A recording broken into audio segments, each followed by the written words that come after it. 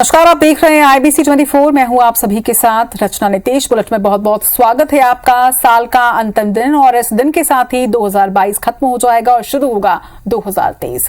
Chhattisgarh BJP की अगर बात करें तो साल 2022 कुछ खास मिला जुला रहा। पहले खैरागढ़ और फिर साल के अंत में भानुप्रतापपुर उपचुनाव में मिली हार से चुनावी तैयारियों को झटका मिला। तो वहीं आरक्षण, बेरोजगारी सहित कई मुद्दों पर विपक्ष के तौर पर एकजुटता भी नजर आई। बदलाव और प्रयोगों का दौर भी चला। कैसा रहा छत्तीसगढ़ बीजेपी का सफरनामा, देखिए इस रिपोर्ट में।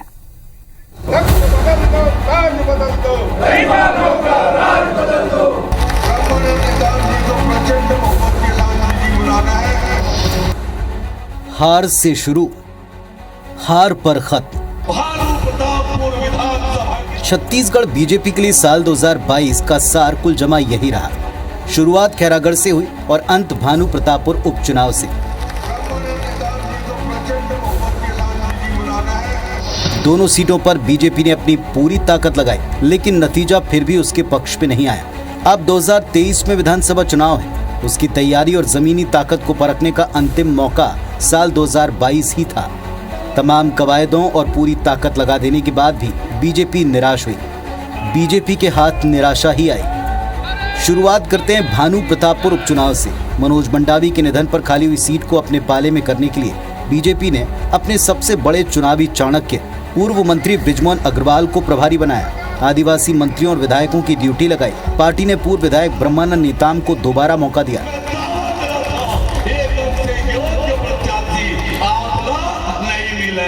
लेकिन जैसे ही पार्टी ने नेताम को अपना कैंडिडेट डिक्लेयर किया, ऐन मौके पर कांग्रेस ने झारखंड में उन पर रेप के पुराने मामले को उछालकर बीजेपी के चुनाव जीतने की उम्मीदों पर पानी फेर दिया। 8 दिसंबर को जब नतीजा आया तो कांग्रेस सड़क पर जश्न मनाती दिखी और बीजेपी लगातार 5वीं हार का पोस्टमार्टम करते।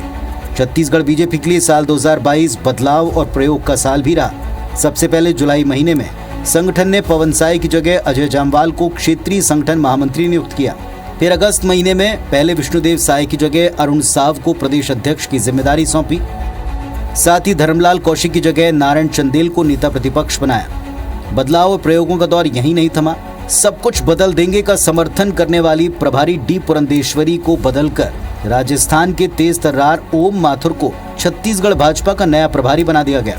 एक के बाद एक भाजपा में कई बड़े परिवर्तन हुए तो सियासी गलियारों से काफी प्रतिक्रियाएं सामने आई।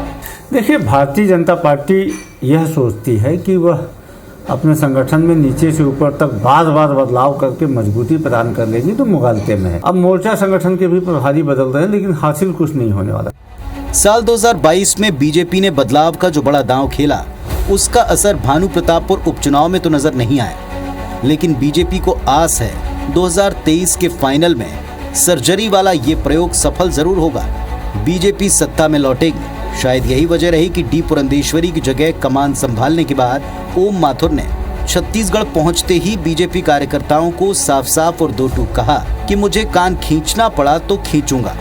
नसीहत दी कि चुनाव जीतना है तो राहुल और कांग्रेस को भूल जाइए, सिर्फ भूपेश बघेल को टारगेट कीजिए। बार बार कहता हूँ, आप भूल जाइए कांग्रेस और राहुल, आप सिर्फ भूपेश बघेल को और विधायक को टारगेट करिए, बस ये एक लक्ष्य रखिए। विधानसभा चुनाव से ऐन पहले बीजेपी बदलाव वाले प्रयोग के जरिए अपनी जमीन मजबूत करने की कवायद कर रही है, तो इसका असर संगठन से लेकर सड़क पर नजर भी आने लगा है। अरुण साव ने अध्यक्ष बनने के बाद फ्री हैंड का इस्तेमाल किया। कार्यकारिणी में सालों साल जमे नेताओं को बाहर करते हुए युवा जोश के साथ अनुभवी नेताओं की एक जंबो टीम बनाई। बदलाव और सियासी उठापटक के बीच छत्तीसगढ़ बीजेपी ने अपनी कमजोर जड़ों को मजबूत करने पर भी फोकस किया। इसकी शुरुआत राष्ट्रीय नेताओं के दौरे से हुई। पहले राष्ट्रीय अध्यक्ष जेपी नड्डा, उसके कुछ दिन बाद केंद्रीय गृह मंत्री अमित शाह ने छत्तीसगढ़ दौरा किया। इन दोनों दौरे के दौरान कार्यकर्ताओं को रिचार्ज करने में भरपूर प्रयास हुआ। जेपी नड्डा बाकायदा एयरपोर्ट से साइंस कॉलेज ग्राउंड तक रोड शो करते हुए गए और चुनाव से पहले कार्यकर्ताओं को फुली रिचार्ज करने का काम किया। वैसे 2022 में बीजेपी ने कई बार आक्रामक तेवर भी दिखाए। सड़क पर उतरकर सरकार के खिलाफ शक्ति प्रदर्शन किया। बेरोजगारी के मुद्दे पर भारतीय जनता युवा मोर्चा अध्यक्ष तेजस्वी सूर्या के नेतृत्व में रायपुर में हल्ला बोल हो या फिर महिलाओं की सुरक्षा के विषय में केंद्रीय मंत्री स्मृति ईरानी की अगुवाई में बिलासपुर की महतारी हुंकार रैली बीजेपी पूरी ताकत के साथ सड़क पर उतरी और एकजुट होकर जमकर शक्ति दिखाई। इसके अलावा बीजेपी शराबबंदी, धान, धर्मांतरण समेत कांग्रेस के 2018 घोषणा पत्र के अधूरे वायदों को लेकर भी मोर्चा खोलती दिखी। भ्रम फैलाने का काम ये करके चुनाव जीतती रही है, पर आज छत्तीसगढ़ की जनता समझ गई है कि ये सरकार ठगने वाली सरकार है। छत्तीसगढ़ की जनता को अब कांग्रेस ठग नहीं पाएगी। 2023 में निश्चित रूप से कमल खिलेगा। साल गुजरते गुजरते आदिवासी आरक्षण के मुद्दे पर बीजेपी नेता पूरी तरह एक्शन में रहे। आदिवासी आरक्षण के मुद्दे पर जहां आदिवासी वोटर्स को अपने पाले में करने की कोशिश की गई, तो आरक्षण संशोधन विधेयक में एससी वर्ग का आरक्षण 16 से 13% करने पर भी बीजेपी एससी मोर्चा ने आवाज बुलंद की। छत्तीसगढ़ में कांग्रेस की सरकार जैसे हर वर्ग को धोखा देने का काम राज्य की कांग्रेस सरकार ने किया है, आरक्षण के मामले में भी राज्य की कांग्रेस सरकार सभी वर्ग को धोखा देने का काम कर रही है। बहरहाल साल 2022 छत्तीसगढ़ बीजेपी के लिए चाहे जैसा भी रहा हो, लेकिन 2023 सियासी तौर पर काफी अहम होगा। ये साल चुनावी तो है ही। अब की बार प्रदेश बीजेपी का मुकाबला मुख्यमंत्री भूपेश बघेल की अगुवाई वाली कांग्रेस से है, जो पूरे देश में कांग्रेस का सबसे मजबूत गढ़ बनकर उभरी है। जाहिर तौर पर बीजेपी के लिए नया साल चुनौतियों वाला है। मौजूदा राजनीतिक हालात में जो तस्वीर उभर कर सामने आ रही है, वो यही कहती है कि बीजेपी का मुकाबला सिर्फ कांग्रेस से नहीं, बल्कि भूपेश बघेल के छत्तीसगढ़ी छवि से भी है। Bureau report, IBC 24। साल 2022 जाते जाते छत्तीसगढ़ के नाम कई ऐसी कहानी छोड़ गई है जो शायद ही कभी भुलाई जा सकेगी। ये कहानी छत्तीसगढ़ के इतिहास में हमेशा हमेशा के लिए दर्ज हो गई है। इन कहानियों में छत्तीसगढ़िया संस्कृति का अभिमान है, तो जिजीविका के गहरे जज्बात भी हैं, हौसला है, उम्मीद है, और कुछ कैनवस ऐसे भी हैं जो दर्द के स्याह रंग से रंग गए हैं।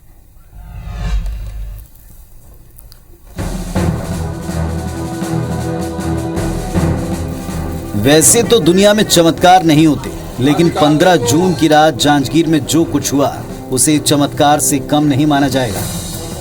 104 घंटे से अधिक समय तक 65 फीट गहरे बोरवेल में फंसे 11 साल के मासूम राहुल को जब सुरक्षित बाहर निकाला गया, तो वो पल हौसला, उम्मीद और जिजीविका की मिसाल बनकर सबके जहन पर छप गया। ये बचाव अभियान देश के इतिहास में सबसे लंबा रेस्क्यू अभियान साबित हुआ। बिल्कुल नामुमकिन, ठीक वैसे ही जैसे नामुमकिन को मुमकिन कर दिखाया हो। बचाव टीम के साथ सरकार ने भी पूरी ताकत लगाई। कलेक्टर से लेकर NDRF और जिला प्रशासन के 500 कर्मचारी अधिकारी दिन रात एक किए हुए रहे। आखिरकार राहुल को जिंदा सकुशल बाहर लेकर आए। जिस गड्ढे में राहुल फंसा था, उसी गड्ढे में सांप और मेंढक भी थे। लेकिन राहुल के अप्रतिम हौसले का उदाहरण है कि जब वो बाहर निकला तो एकटक निगाहों से सारी दुनिया को मैसेज देता रहा कि वो हार नहीं माना। कृपया ध्यान दीजिए।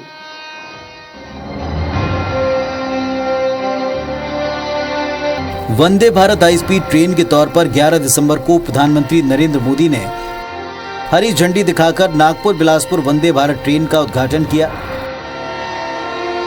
130 किलोमीटर की रफ्तार, विश्व स्तरीय हाईटेक तकनीक से बने यात्री कोच और कोच के भीतर शानदार लग्जरी फैसिलिटीज ने हर किसी का दिल जीत लिया। छत्तीसगढ़ में जगह जगह इस ट्रेन का स्वागत हुआ। कहीं फूल बरसाए गए तो कहीं गाजे बाजे के साथ स्वागत हुआ। लोगों का हुजूम इस ट्रेन के साथ सेल्फी लेने के लिए स्टेशनों पर उमड़ता दिखा। साल 2022 किसानों के एक लंबे और अहिंसक आंदोलन के लिए भी जाना जाएगा। नवा रायपुर के 27 गांव के प्रभावित किसानों ने पुनर्वास और व्यवस्थापन के मुद्दे को लेकर 3 जनवरी 2021 से आंदोलन शुरू किया। लगभग पूरा साल यह आंदोलन चलता रहा और आज भी लगातार जारी है। महीनों तक किसान NRDA दफ्तर को घेर कर आंदोलन करते रहे, फिर रातों रात उनको वहां से हटाया गया। इसके बाद भी किसान उग्र नहीं हुए और कया बांधा आम बगीचा में आंदोलन पर बैठे रहे। इसी बीच अपने आंदोलन से केंद्र सरकार को झुका देने वाले राष्ट्रीय किसान कांग्रेस के नेता राकेश टिकैत नवा रायपुर आए। वो भी किसानों के इस आंदोलन में उनके साथ खड़े दिखे। जाते जाते साल 2022 कुछ हादसों के तौर पर टीस भी छोड़ गया। 10 दिसंबर की रात भिलाई के कुमारी में निर्माणाधीन फ्लाईओवर से गिरकर एक गरीब दंपति की दर्दनाक मृत्यु हो गई। उसके पीछे 3 बच्चे बेसहारा और अनाथ हो गए। सरकार ने संवेदनशीलता दिखाई और उन बच्चों को गोद लिया। उनकी पढ़ाई लिखाई और लालन पोषण की पूरी जिम्मेदारी सरकार ने अपने हाथ में ली। ये घटना ओवरब्रिज निर्माण में हैरत अंगेज लापरवाही की मिसाल बनी। कुछ ऐसा ही हादसा जगदलपुर में हुआ, जहां मालगांव में एक मुरम खदान धंस जाने से 6 मजदूरों की मौत हो गई। मरने वालों में 5 महिलाएं शामिल थीं। बड़ी बात यह कि सभी लोग सरकारी जमीन पर अवैध तौर पर संचालित मुरम खदान में सोना मिलने की अफवाह पर खुदाई करने पहुंचे थे। ये साल छत्तीसगढ़ की सांस्कृतिक विरासत के लिहाज से भी कभी न भूल पाने वाली उपलब्धि के नाम रहा। राजधानी रायपुर से महज चंद किलोमीटर दूर चंदखुरी में भगवान राम की माता कौशल्या का सदियों पुराना मंदिर, कहते हैं कि ये उनकी जन्मस्थली है। छत्तीसगढ़ सरकार की ओर से इस मंदिर का जीर्णोद्धार कराया गया। जिस तालाब के बीचों बीच ये मंदिर स्थित है, उसे संवारा गया। इसी तालाब के किनारे भगवान राम की सौम्य विशाल मूर्ति स्थापित की गई। चंदखुरी मंदिर अब राम वनगमन पथ के ऐतिहासिक मार्ग का हिस्सा और तेजी से उभरता सांस्कृतिक पर्यटन केंद्र बन रहा है। Bureau report, IBC 24।